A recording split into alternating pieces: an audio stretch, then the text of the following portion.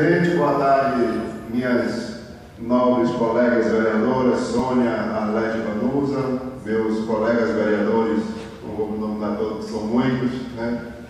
Boa tarde, público aqui presente, boa tarde, imprensa.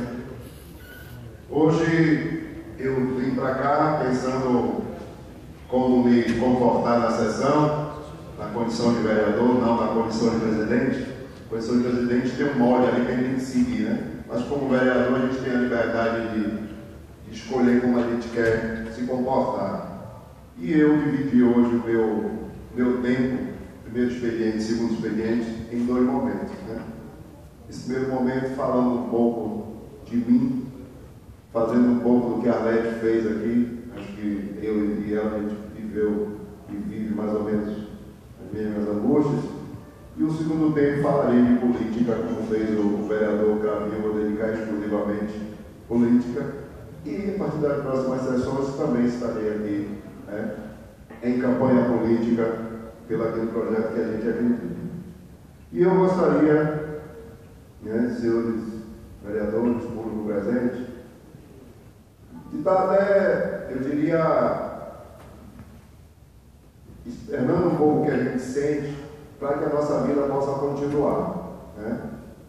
Eu tenho 49 anos de idade, me envolvi na política aos 16, 17 anos, quando fazia o ensino médio, né, nos anos 83, 84, por aí, e desde lá eu sou um militante político, né?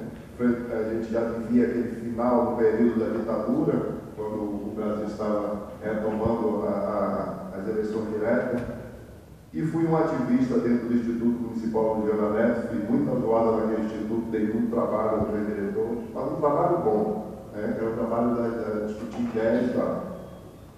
Fui para o Senai, fiz um concurso nessa cidade, onde fui o primeiro colocado. O Robson foi colega meu também de Senai, né, naquela época.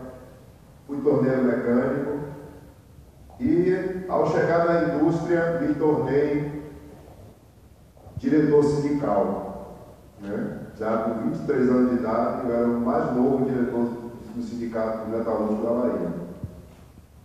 E, neste período, eu tive contato com o Partido dos Trabalhadores, o PT, né? E passei a militar no PT.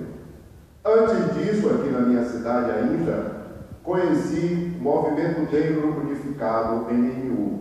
Inclusive vai ter um congresso deles agora no final de semana, me convidaram para sexta-feira participar da abertura na Praça Pedro Arcanjo, no Pelourinho. E eu conheci o MNU aqui junto com o Oreca, com o Bisoquinha, com o Roque Amaro, com o Tadeu, né? A nossa saudosa Jaciara, né? E tantas outras pessoas dessa cidade que naquele momento levantaram uma bandeira contra o racismo, né? Denunciando o racismo nesse país. E a minha vida foi sendo forjada, né, com essa luta do Movimento Negro. É uma instituição a que eu sempre faço referência porque me ensinou muito na vida, ao Partido dos Trabalhadores e ao movimento sindical.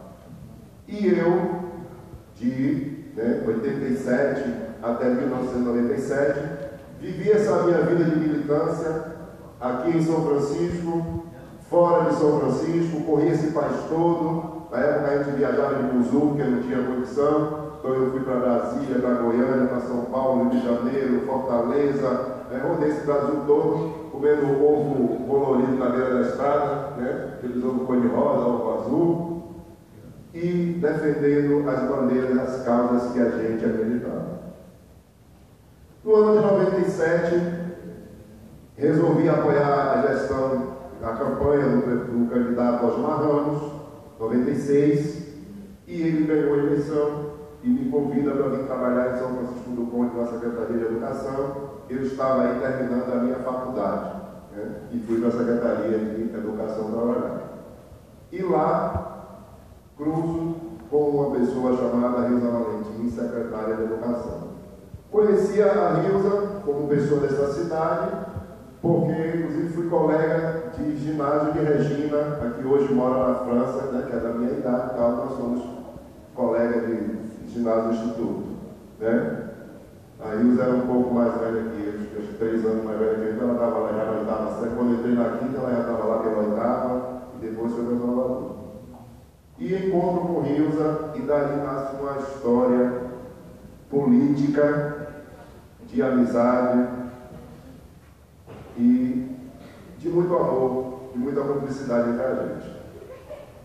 E o que me faz estar hoje na plenária falando desse assunto é porque eu me sentia tão à vontade, muito à vontade com a Ilza, porque eu não era tiete de Ilza, né? Nunca fui tiete de Ilza. Sempre brincava com ela, dizia ela que eu nunca trabalhei para ela.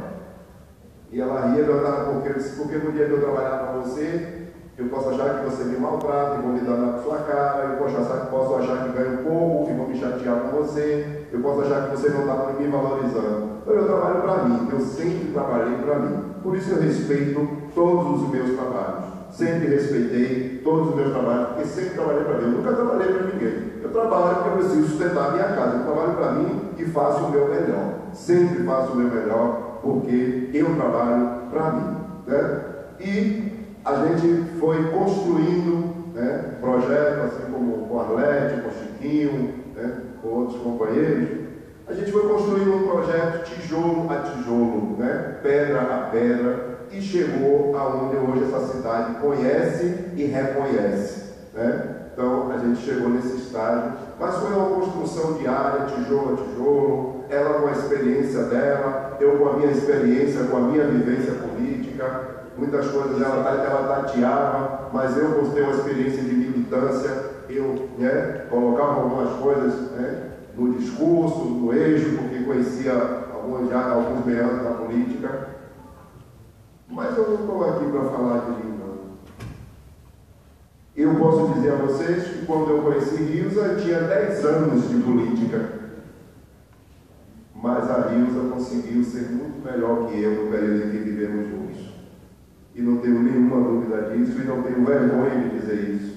Porque tem pessoas que têm um talento de tal forma, né, não menosprezando o meu talento, o meu conhecimento, que acho que também sou muito bom no que faço.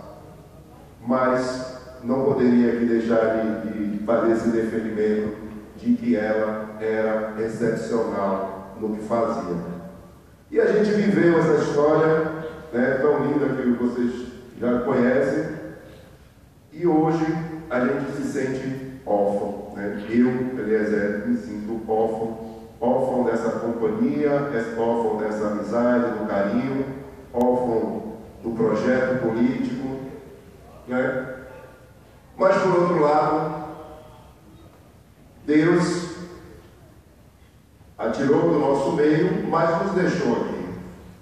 E aqui a gente tem que continuar perseverando, entendendo os desígnios de Deus, né? Eu não tenho nenhuma outra explicação para a retirada de Ilza desse plano que não seja uma obra de Deus, que se vocês me perguntarem o que é, não sei, né? Um dia talvez vai entender o que Deus quer com isso, mas eu não tenho outra explicação a não entender isso, né? Mesmo sabendo que ela andava enferma, algumas vezes tive a oportunidade de acompanhá-la no hospital, né? Até em semi-UTI, ficava lá cuidando dela, mas nunca imaginava esse desaparecimento, nunca imaginava, até como ela estava aqui no sábado, no comício, que no domingo ela ia dar uma crise tão brava e não iria voltar mais, né?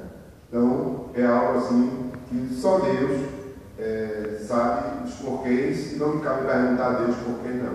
A gente pergunta a Deus, talvez para quê, né? O que é que eu tenho que fazer a partir de agora? Mas os porquês são deles e Ele é quem tem que, né, nos orientar.